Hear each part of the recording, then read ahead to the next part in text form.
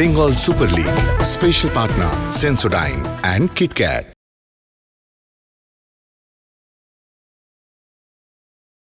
নমস্কার, এই মুহূর্তে আপনাদের স্বাগত ক্যানিং স্টেডিয়ামে। বেঙ্গল সুপার লিগের গুরুত্বপূর্ণ match Sundarban Bengal auto FC খেলছে জেএইচআর রয়্যাল সিটি এফসির সঙ্গে।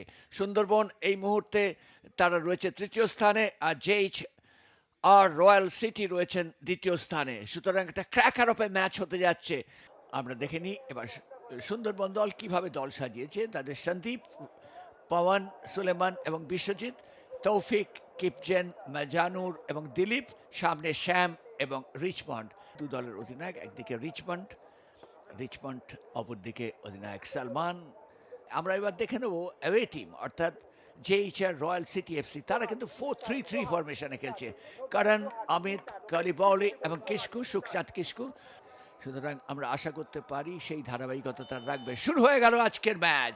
সামির বায়েন আজকে কীরকম খেলে সেটা দেখার দরকার, কারণ ওদিকে ফয়সাল আলী আজকে নেমেছেন রাইট উইং দিয়ে। ফয়সাল আলী তিনি আক্রমণে যাবেন। ফয়সাল মোহামেডান স্পোর্টিংয়ে খেলেছেন আগে, অত্যন্ত কুশলী ফুটবলার, সতীর্থ খেলোয়াড়।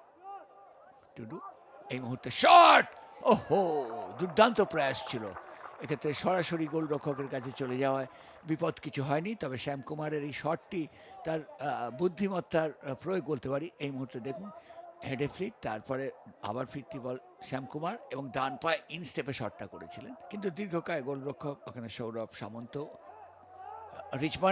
রিচমন্ড পেয়ে গেছেন, সঙ্গে সঙ্গে শট নিয়েছেন রিচমন্ড অত্যন্ত বুদ্ধিমত্তার সঙ্গে। স্কোরিং এবিলিটি তার খুব ভালো। একটু এগিয়েছিলেন সৌরভ। দেখুন কিভাবে ঘটনাটা ঘটেছিল। রিচমন্ডের বাঁ পায়ের শট আউটসাইড চেটো দিয়ে নিয়েছিলেন, কিন্তু বিপদ কিছু হয়নি। এই মুহূর্তে জোটা গোল হতে পারে। জোটা না, অসাধারণ প্রয়াস ছিল। ততোধিক দক্ষতায় গোলরক্ষক সুব্রত সাঁতরা এ যাত্রায় বিপদ বাঁচিয়ে দিয়েছেন। জোটা আজকে অনেকটা সামনের দিকে খেলছেন এবং এক্ষেত্রে জোটার দর্শনীয় শট প্লেসমেন্টটাও ভালো ছিল, যার ফলে পরীক্ষার সামনে পড়েছিলেন গোলরক্ষক সুব্রত সাঁতরা। শরীরটাকে ফুল স্ট্রেচ করে দিয়ে এক নিঘাত বিপর্যয় বাঁচিয়ে দিয়েছেন।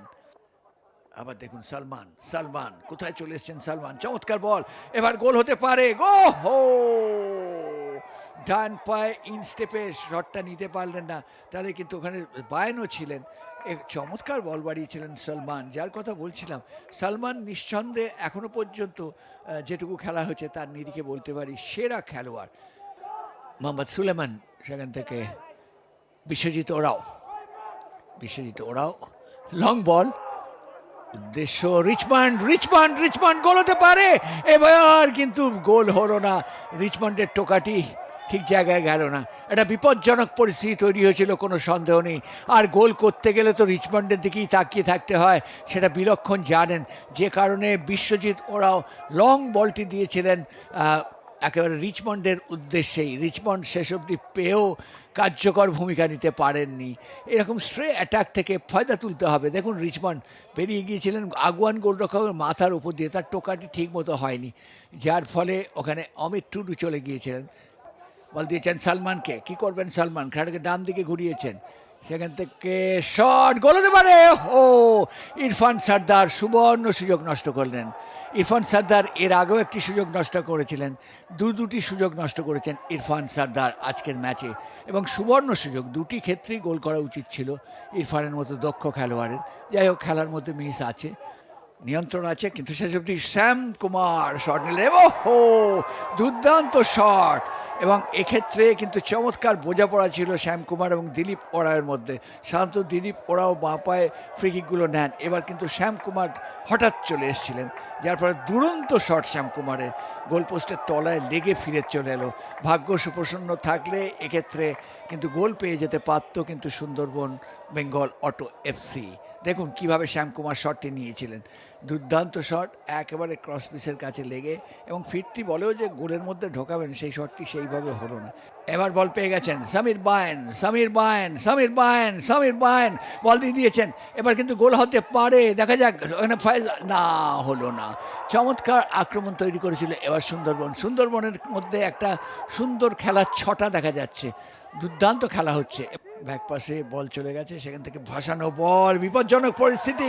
ওহো, অল্পের জন্য বাইরে চলে গেল রিচমন্ডের হেড। দেখুন বাঁ দিক থেকে চমৎকারভাবে বল বাড়ানো হয়েছিল, রিচমন্ড হেডও করেছিলেন। হেড করলে কী হবে, শুভনীল ঘোষ তিনি বলটি বাড়িয়েছিলেন, রিচমন্ডের হেড চলে গেল বাইরে, অল্পের জন্য বাইরে ক্যানিং স্টেডিয়ামে।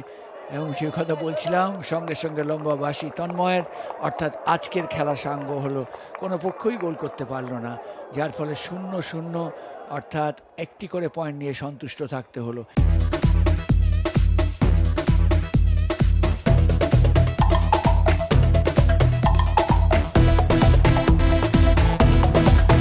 Bengal Super League.